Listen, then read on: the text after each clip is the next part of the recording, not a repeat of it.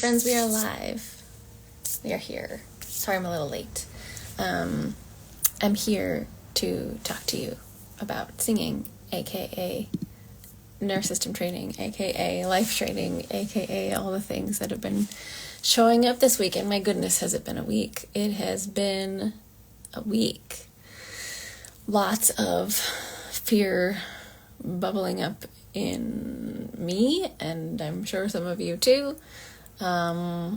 Just lots of like what is changing and what is not changing, and how am I gonna deal with it all? How am I gonna prepare myself? How am I going to show up in the world?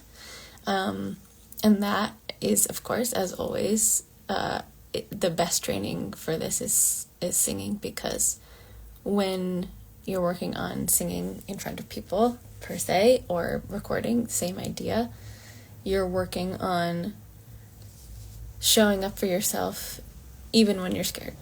You're working on showing up for yourself even when the things that you do are imperfect.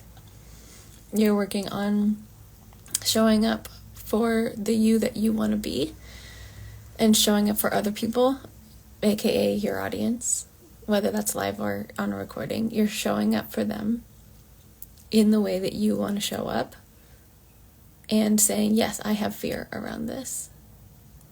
And not really in spite of the fear, but alongside of the fear, I'm showing up anyway. A lot of people say, like, feel the fear, do it in spite of the fear. But, like, that's not really, like, you're not really the fear's enemy, you know? The fear is not a disease. It's not a problem with you. The fear is not something to battle. The fear is something to befriend, you know? The fear is something that we resist so much, especially when we're becoming a performer. The fear is something we tell ourselves that is a problem. It is something that brings up biological things in our body that make it harder for us to sing the way we would normally. Yes, that is a very valid thing. And the fear is something that is absolutely necessary in our body, right? This is a good thing. Like, I called fear and hesitation wonderful the other day in a lesson, and my student was like, what do you mean wonderful? I don't feel like that applies. I'm like, well, usually this same mechanism, which is our nervous system's danger alert system, right? It is really good for us because it stops us from walking into traffic. It stops us from saying like intrusive thoughts out loud. It stops us from walking off a cliff. It keeps us in the right lane on the road, you know? So that is the thing that is good about it. The bad part that we perceive as bad is when we bring that same danger red alert system into something that is not physically dangerous, and it is like derailing, right? It is paralyzing, and that is something that we need to look at. It's not a problem. It's not your fault. We think it's our fault because we think that we're not as good of a singer or a good a performer, or there's something wrong with us or something. But let me tell you, the amount of people that come to me with this same problem, it is so normal, especially after the last 4 or 5 years we've had. It is valid. When our nervous system starts to come at us with like, hey, it is scary to be in front of people sharing your heart. Yes, it is. Absolutely valid. And so we're not blaming ourselves. We are not pushing ourselves past the point of what is sustainable.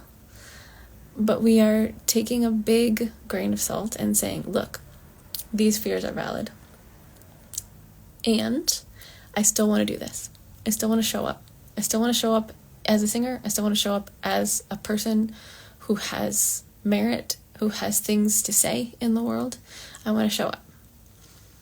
And most of the time, people are not prepared for that version of you because they're so used to the fearful version of you. This is the harder part, I think, of this that people don't really talk about, is the people around you in your life. They give you this feedback that's like, well, why would you do that? Like, just don't do that if it's scary, because they're not used to that version of you that's willing to walk with the fear and do hard things. And it often comes from their unwillingness to do hard things as well. So keep that in mind as you become this new person and share more of yourself, whether it's your music or your art or your whatever you have to say out in the world. People are going to show up how you might not expect them to, because you are now becoming a different person and they don't know how to relate to you in that way. So that's, the gremlin is often afraid of this feedback, understandably, but usually we can see that it's only coming from them being afraid to do the thing that you're doing, which is to grow and to do hard things and to say and show up as the person that you want to be, not the person that you currently are and have been, and maybe have been stuck in the place you are for a long time. So that's important to know as you start to share your voice more often.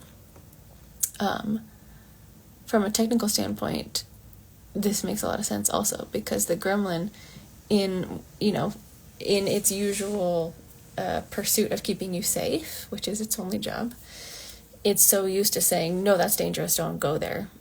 But what it knows is dangerous is just unfamiliar. And so when it is bringing that feeling over into singing, it is saying, oh no, you should not sing that in front of people because it is dangerous. But the difference here is we get to decide if that really is dangerous for us, right? Like, singing in front of people is not the same danger as walking into traffic danger. Would you agree? It is slightly different. And so we get to instead be in charge, right? Normally, I would say, if you're about to do something dangerous, like eat something that's rotten in the fridge, like, let your gremlin take care of that and be like, ooh, are you sure you should eat that? And you should listen to your gremlin in those situations, right? However, in this situation, there is really no physical harm that can come by you singing in front of a group of people.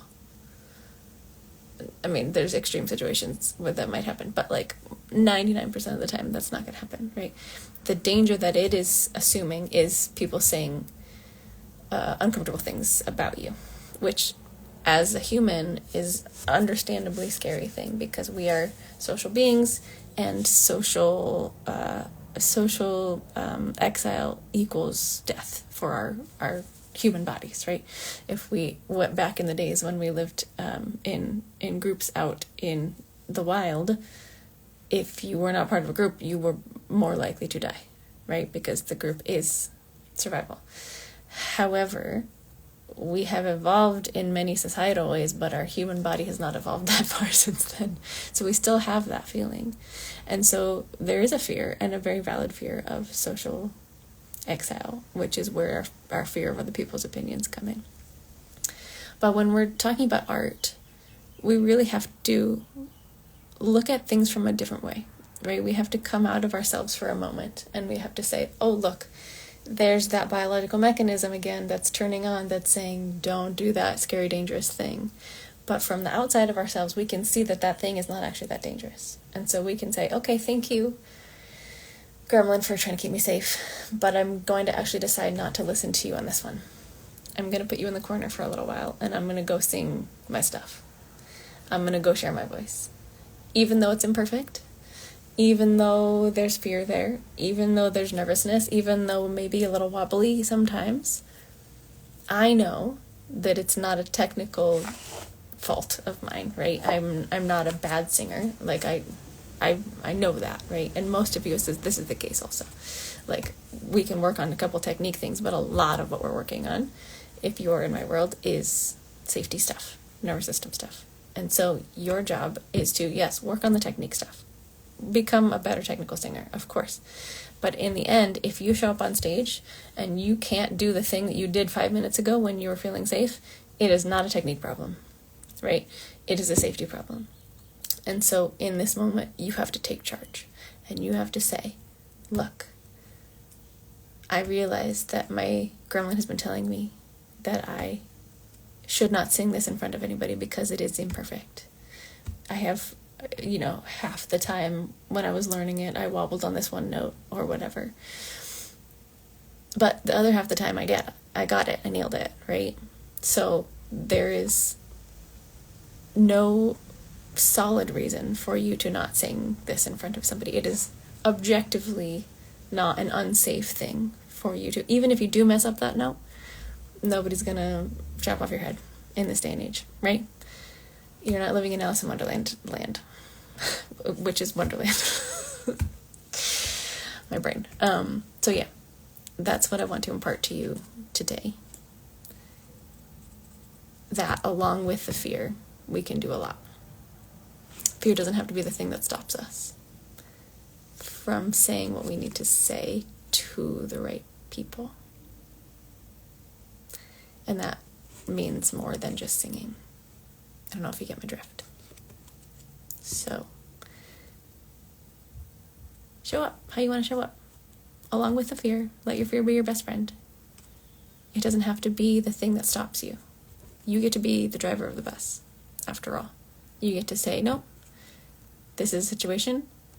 I am actually physically safe, and I am growing, and I'm going to do this hard thing. I'm going to push this hard button right now, right? I want you to imagine that every time your gremlin shows up and says, ooh, are you sure you want to do this? That a big red button shows up in front of you, and you have to decide, am I going to push this red button today? Do I have the capacity? Do I need to eat, sleep, drink water, have a rest day first? Am I feeling nervous because my body needs something? Or is this just a hard thing and I'm not used to doing hard things? Am I going to show up and am I going to push this big red button today? And sometimes when you're recording, there's a literal red button in front of you that you get to practice this with, right? Am I going to press this red button, record what comes out, and say yes, no matter what happens, alongside the fear, alongside the worry that you're not going to get it perfectly, alongside the worry of what other people might say in response to that. So recording actually is one of my favorite assignments to give people, is like, you don't have to share it with anybody yet. Just record yourself. Record a video of yourself and watch it back, right? Because just by doing that, you have already conquered the big red button scaries, and you have been able to watch it back, and you may cringe. Probably gonna cringe. And you did it anyway, right? Even though there was fear, you did it anyway. And the more you do that, so I usually recommend, like, every single day, record a video of yourself or a voice memo of you singing, if that's the edge for you right now. Record and then watch it back, and then every single day you do that, you get stronger. Every single day you do that, you have more and more evidence that you can do these things, and it becomes less of a big scary monster feeling to your nervous system, right? So highly recommend the everyday recording yourself challenge. If that starts to over time feel a little easier, like in this day and age, people who are young do this every day. And like, if you're a young person, you know what it feels like to conquer that red button syndrome, because you do it all the time and you post yourself on social media, whatever social media you're on. However, for some of us, that feels impossible. And so if you're one of those people, this is your assignment. If just recording yourself feels normal, like if you're on Snapchat with your friends all the time recording yourself and that feels normal, great.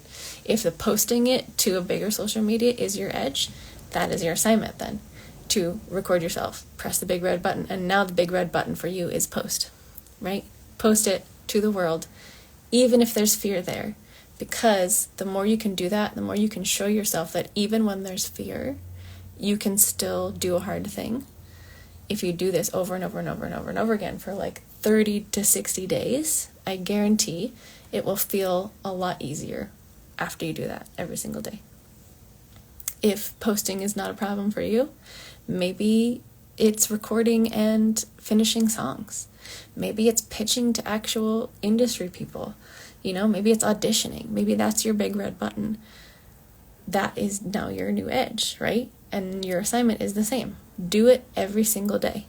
Take one little step every single day to do that, and your edge will move. It will move teeny little bits at first, but it will move because you're giving yourself and your nervous system more and more evidence. This is just data points. Every single day for 60 days that you did a thing, and so now that thing becomes more usual, aka more safe in your nervous system's inner workings, right? It doesn't feel like a big scary monster anymore. So that's my advice. Take it if you will. Don't have to. You're all adults, and that's cool. If you want more tidbits like this about the nervous system and singing and performing and becoming the artist that you want to be, follow along. I'm here. In the next couple weeks, I've got a free training coming up on the 8th, and it's called Every Note is Easy, and I know that sounds far-fetched, but it is true. It may not be, it's not going to be a quick fix. This is just an introduction to learning about your nervous system as a performer, learning about the technique things that you can take into the next 6 months as a performer so that you see yourself make these big moves in small ways every day, right?